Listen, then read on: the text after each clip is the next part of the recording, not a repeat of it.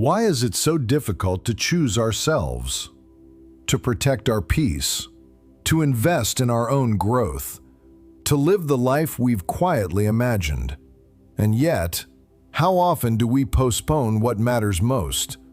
How often do we neglect our own needs while rushing to meet everyone else's? Maybe you've told yourself it's fear, or blamed procrastination. You may even have called yourself lazy.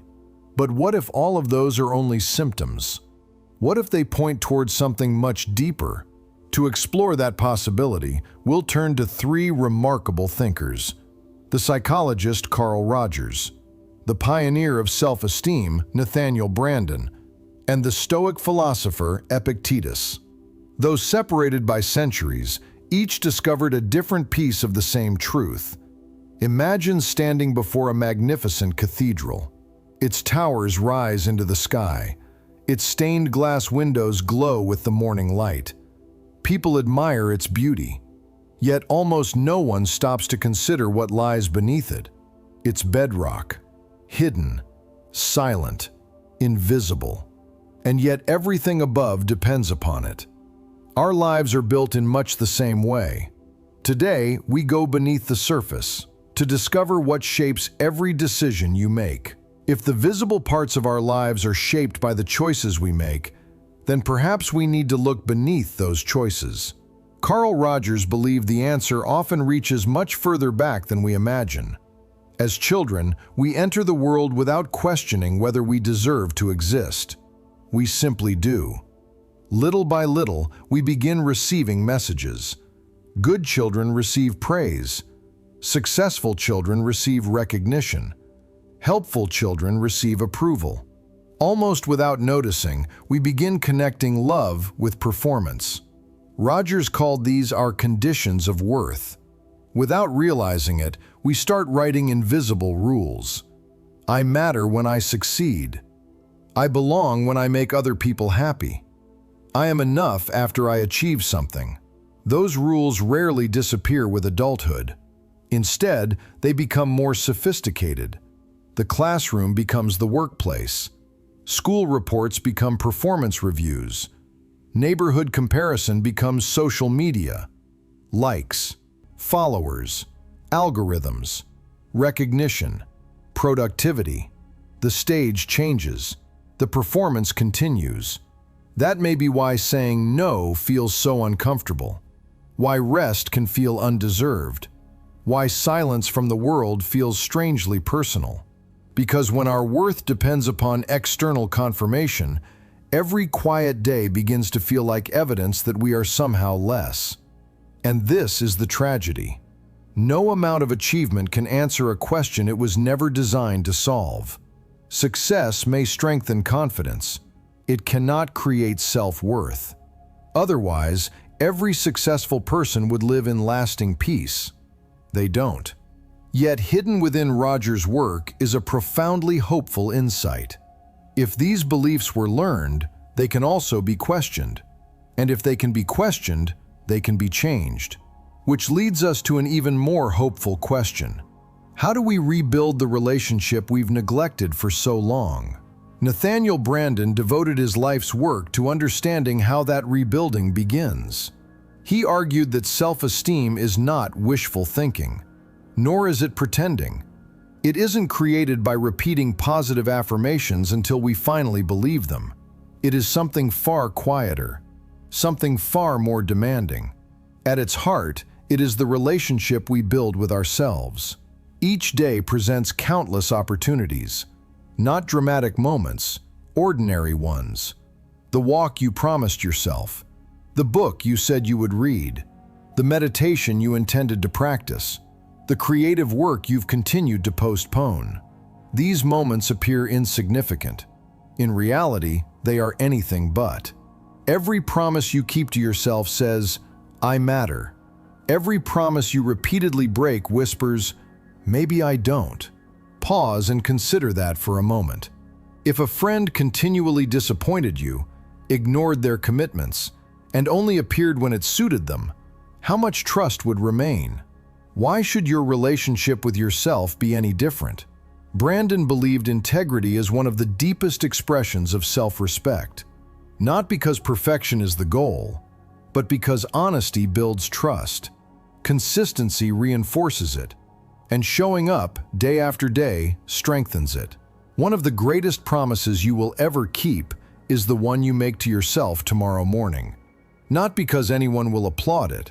In fact, no one may ever know. But no enduring structure is built for applause. It is built to carry weight, stone by stone, choice by choice, morning after morning. Gradually, something begins to change. You stop asking, "Will this impress people?" and begin asking, "Does this honor the person I'm becoming?"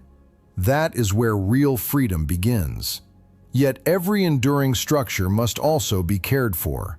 Rebuilding your inner life is only half the task.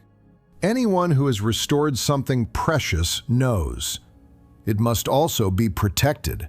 Otherwise, the same forces that weakened it before will slowly find their way back. This is where Epictetus enters the conversation. Born into slavery, he understood something many free people never discover. The greatest prison is not always external. Sometimes it is the belief that other people have the authority to define who we are.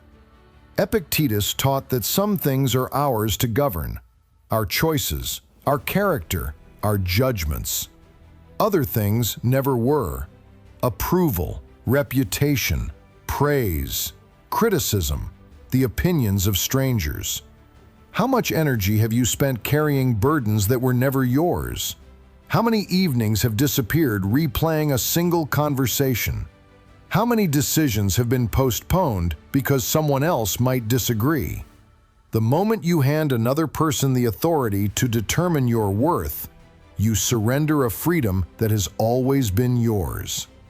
From this perspective, boundaries begin to make perfect sense. They are not acts of aggression, nor are they walls designed to keep people out. They are the architecture of self-respect. Every healthy no protects a deeper yes.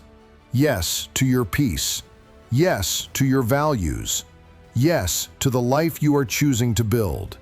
A cathedral does not negotiate with the storm. It simply stands upon solid ground.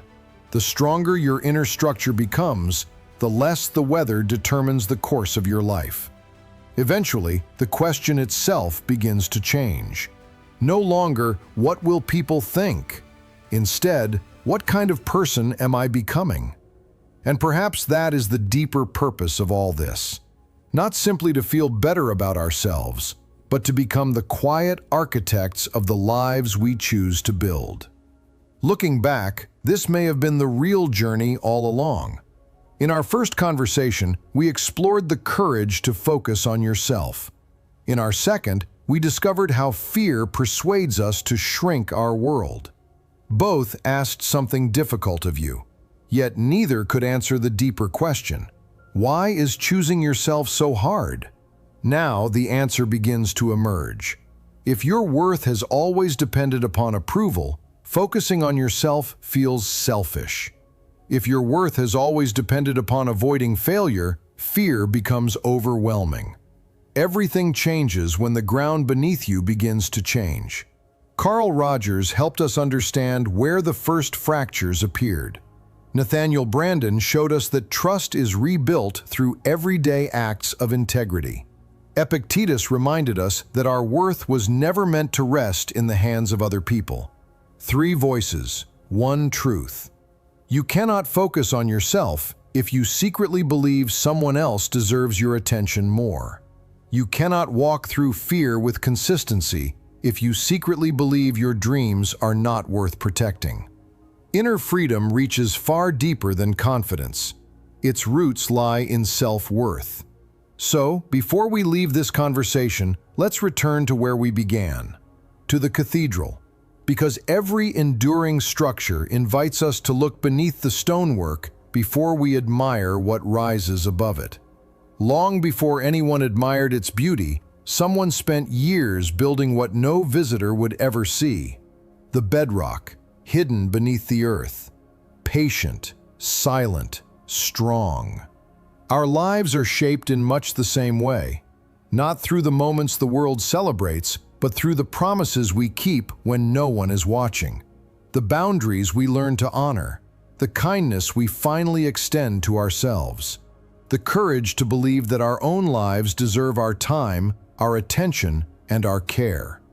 The world may applaud your achievements, or it may overlook them completely.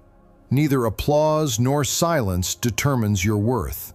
That choice has always been yours. This is where inner freedom truly begins. Not when life becomes easier, not when everyone finally understands you, but when you stop asking the world for permission and begin living from the quiet conviction that you are already worthy of the effort. Yet there is one final paradox. The moment we begin believing we deserve a different life, we often discover how difficult it is to leave the familiar behind. We tell ourselves we want change. We imagine new possibilities. We long for freedom. And yet, when we finally stand at the threshold, we hesitate. Why? Why does the familiar feel safer than the unknown, even when it is slowly diminishing who we could become? Maybe that is the next question worth exploring, because every answer reveals another question, and that is how we continue growing together. Until our next conversation, take good care of yourself.